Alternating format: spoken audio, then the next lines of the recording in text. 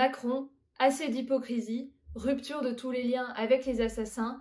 Nous avons décidé d'ouvrir le numéro 491 de la Tribune des Travailleurs cette semaine sur la situation dramatique à Gaza, alors que le 19 mai, le Premier ministre israélien Netanyahou déclarait, je cite, « Nous prendrons le contrôle de tout le territoire de la bande de Gaza ». La famine, c'est bien l'arme qu'utilise le gouvernement israélien contre les habitants de la bande de Gaza en ce moment même.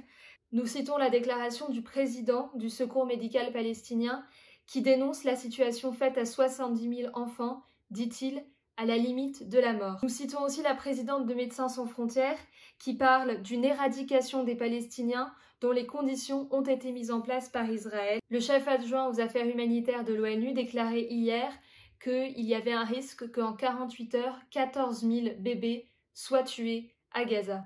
Qui, aujourd'hui, osera encore prétendre qu'il ne s'agit pas d'un génocide? Un génocide perpétré avec le soutien de toutes les grandes puissances qui non seulement laissent faire Netanyahou, mais qui continuent de financer le gouvernement israélien, qui continuent de livrer les armes qui permettent à Israël aujourd'hui de poursuivre son génocide à Gaza par la famine et par l'invasion terrestre, l'occupation désormais de la bande de Gaza.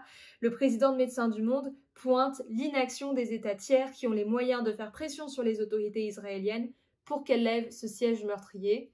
C'est le cas notamment en France de Macron qui verse des larmes de crocodile, qui fait des déclarations fermes contre Israël, mais ce sont des mots, rien que des mots, il n'y a aucun acte, aucune remise en question des liens étroits, économiques, financiers, commerciaux, politiques, diplomatiques, militaires qui unissent la France de Macron avec l'État d'Israël dirigé par le génocidaire Netanyahou. Et pendant ce temps-là, en France, que fait la gauche ? Eh bien, c'est très simple, contrairement à ce qui peut se passer dans d'autres pays, contrairement à ce qui s'est passé notamment aux Pays-Bas, à La Haye, où 100 000 personnes ont répondu à l'appel des maires de nombreuses villes pour manifester, pour exiger du gouvernement des actes contre Israël. Eh bien, en France, l'éditorial de la semaine pose la question, où est-elle la manifestation d'urgence appelée par Anne Hidalgo et la majorité PS-PCF de Paris, en commun avec tous les maires de gauche de la région parisienne et les autres chefs de collectivités territoriales de ces partis pour exiger la rupture des relations avec les génocidaires? Eh bien, cette manifestation, on ne l'a pas vue et c'est pour ça que l'éditorial pose la question « Combien de temps encore va durer cette inaction délibérée pour ne pas gêner les subtiles manœuvres européennes de Macron qui préparent l'envoi de troupes françaises en Ukraine ?» Parce que font aujourd'hui les dirigeants des partis de gauche en France?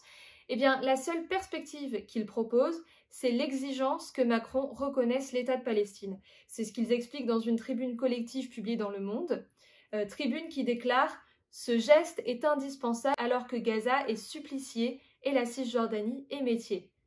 Oui, c'est un geste, en effet, ce n'est seulement qu'un geste. Rappelons que, selon les accords d'Oslo de 1995, l'autorité palestinienne administre 22% de la Cisjordanie, soit 4% du territoire historique de la Palestine. La bande de Gaza est aujourd'hui contrôlée à plus de 70% par l'armée israélienne. Que reste-t-il de l'État de Palestine, si ce n'est quelques miettes de territoire? Et puis la tribune précise que reconnaître l'État de Palestine n'est en aucun cas remettre en question le droit d'Israël à vivre en sécurité, mais c'est affirmer que ce droit est indissociable de celui des Palestiniens à la liberté et à l'autodétermination. Mais alors, quelle liberté, quelle autodétermination pour un peuple bombardé, privé de soins, affamé depuis des mois en toute impunité, et cela au nom du droit d'Israël à vivre en sécurité. L'acte concret qu'exige la situation serait que Macron rompe tous les liens diplomatiques, politiques, économiques, commerciaux, militaires avec l'État d'Israël. C'est le seul moyen pour arrêter le bras des assassins. C'est sur ce mot d'ordre que le Parti des Travailleurs était présent dans les manifestations en France. Nous étions présents ce 17 mai à Paris où quelques milliers de manifestants ont défilé. Ils auraient pu être bien plus si les dirigeants des grands partis de gauche prenaient leurs responsabilités. Et nous le rappelons dans ce journal, la seule issue c'est une Palestine libre, laïque, démocratique sur tout le territoire de la Palestine historique. Une Palestine dans laquelle le droit au retour des Palestiniens sera garanti et où toutes les composantes pourront vivre à égalité de droits. Il y a bien d'autres éléments que vous pourrez retrouver dans ce numéro 491 de la Tribune des Travailleurs. J'insisterai sur un de ces éléments, le compte-rendu d'une réunion de militants réunis parce qu'ils ont signé cet appel pour l'action commune pour l'abrogation de la réforme des retraites. Cette réunion qui a eu lieu en Seine-Saint-Denis où ces militants ont discuté de comment établir le rapport de force pour la satisfaction des revendications, comment, là où ils sont, ils combattent pour l'unité et comment faire pour imposer cette unité qui se dessine en bas sur les revendications, en haut, où règne la division pour ne pas faire aboutir la satisfaction des revendications. Vous en lirez le compte-rendu dans le journal cette semaine. Il a été convenu à la suite de cette réunion, d'une nouvelle réunion autour de cet appel, autour des signataires de cet appel, le 10 juin prochain en région parisienne. Voilà quelques-uns des éléments que vous pourrez retrouver dans ce numéro 491 de la Tribune des Travailleurs, numéro spécial puisqu'il lance aussi la campagne pour les abonnements d'été. Vous pouvez contribuer en vous abonnant dès maintenant, en prenant aussi votre abonnement pour l'été, pour soutenir la presse indépendante, pour soutenir ce journal qui dit rupture avec les assassins, rupture de tous les liens avec Israël, pas un sou, pas une arme, pas un homme pour toute leur sale guerre.